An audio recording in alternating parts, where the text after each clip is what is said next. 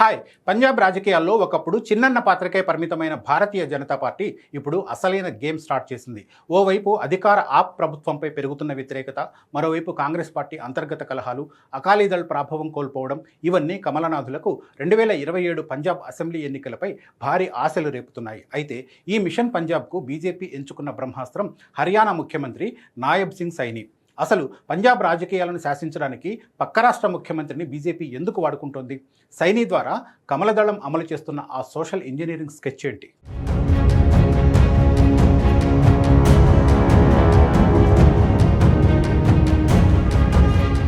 పంజాబ్లో బలమైన శక్తిగా ఎదగడానికి బీజేపీ అధిష్టానం ఎప్పటి నుంచో వ్యూహరచన చేస్తోంది.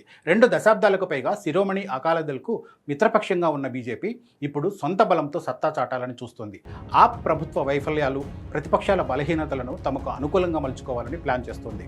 దీనికోసం 2027 అసెంబ్లీ ఎన్నికలే లక్ష్యంగా హర్యానా సీఎం నాయబ్ సింగ్ సైనిని రంగంలోకి దించింది. 2025 నుంచి పంజాబ్లో తరచుగా పర్యటిస్తున్న సైని పార్టీ క్యాడర్ను బలోపేతం చేసే దిశగా వేగంగా అడుగులు వేస్తున్నారు. పంజాబ్లో పెద్దగా మాస్ లీడర్లు లేని బీజేపీ సైనిని ఎంచుకోవడం వెనుక బలమైన సామాజిక కారణాలు ఉన్నాయి. సైని సామాజిక వర్గానికి పంజాబ్లో ముఖ్యంగా ఎన్ఆర్ఐ దళిత రాజకీయాలకు కేంద్రమైన దోయబా బెల్ట్లో మంచి పట్టుంది. అలాగే సైని తల్లి నాన్ జాట్ సిక్కు కావడం, ఆయన మాతృభాష పంజాబీ అవడంతో ఆయనకు స్థానిక ప్రజలతో త్వరగా కనెక్ట్ అయ్యే అవకాశం దక్కింది. ఆయన ఎప్పుడు పంజాబ్ వచ్చినా తలపాగా ధరించి అనర్గళంగా పంజాబీ మాట్లాడడం ప్రజలను ఆకర్షిస్తోంది. రైతు ఉద్యమంతో ఎలాంటి సంబంధం లేని ఓబీసీ నేత కావడంతో ఆయన పంజాబ్కి బయటి వ్యక్తిలా కాకుండా బీజేపీకి ఒక వారధిలా మారిపోయారు.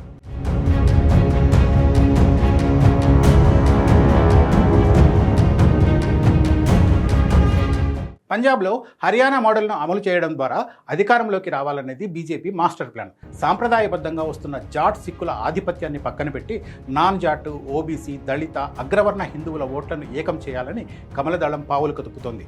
పంజాబ్ జనాభాలో ఓబీసీలు 31%, దళితులు దాదాపు 32% ఉన్నారు. దేశంలోని ఏ రాష్ట్రంలో లేనంత అత్యధిక శాతం దళితులు ఇక్కడే ఉన్నారు. ఈ వర్గాలతో పాటు ఖత్రీలు, అరోరాల వంటి అగ్రవర్ణ హిందువులను కలుపుకుంటే విజయం పక్కా అని బీజేపీ నమ్ముతోంది. సరిగ్గా ఇదే ఫార్ములాతో జాట్ల ఆధిపత్యం ఉన్న హర్యానాలో బీజేపీ రీసెంట్గా విజయకేతనం ఎగురవేసింది. నాన్ జాట్ సామాజిక కూటమిని నడిపించేందుకు సైని సరైన నాయకుడని బీజేపీ అధిష్టానం బలంగా విశ్వసిస్తోంది. పర్యటనల్లో భాగంగా దళిత, ఓబీసీ సంఘాలతో ఆయన వరుస సమావేశాలు నిర్వహిస్తున్నారు. అమృత్సర్ స్వర్ణ దేవాలయంతో పాటు ఆనంద్పూర్ సాహిబ్, ఫతేగఢ్ సాహిబ్ వంటి ప్రముఖ గురుద్వారాలను సైని సందర్శించి సిక్కుల మనసు గెలుచుకునే ప్రయత్నం చేస్తున్నారు. హర్యానా తరహా సుపరిపాలనను పంజాబ్లో కూడా అందిస్తామని, డబుల్ ఇంజిన్ సర్కార్ వస్తేనే అభివృద్ధి సాధ్యమని సైని హామీ ఇస్తున్నారు. వివాదరహితుడిగా, మృదు స్వభావిగా ఉన్న సైని ఇమేజ్ బయటి నాయకులను తిరస్కరించే పంజాబ్ ప్రజల మైండ్ సెట్ను మారుస్తుందని పార్టీ అంచనా వేస్తోంది.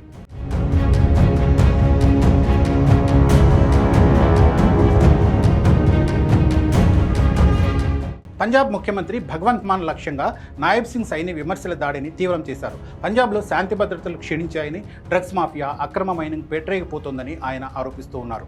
ఆప్ ప్రభుత్వ వైఫల్యాలను ఎండగడుతూ బీజేపీని ఒక బలమైన ప్రత్యామ్నాయంగా నిలబెట్టే ప్రయత్నం చేస్తున్నారు. గతంలో అకాలీదళ్కు మిత్రపక్షంగా కొన్ని స్థానాలకే పరిమితమైన బీజేపీ ఈసారి 117 అసెంబ్లీ స్థానాల్లో సింగిల్గా పోటీకి సిద్ధమైంది. 2024 లోక్సభ ఎన్నికల్లో సీట్లు రాకపోయినా 19% ఓట్ షేర్ సాధించడం పార్టీలో కొత్త ఉత్సాహాన్ని నింపింది.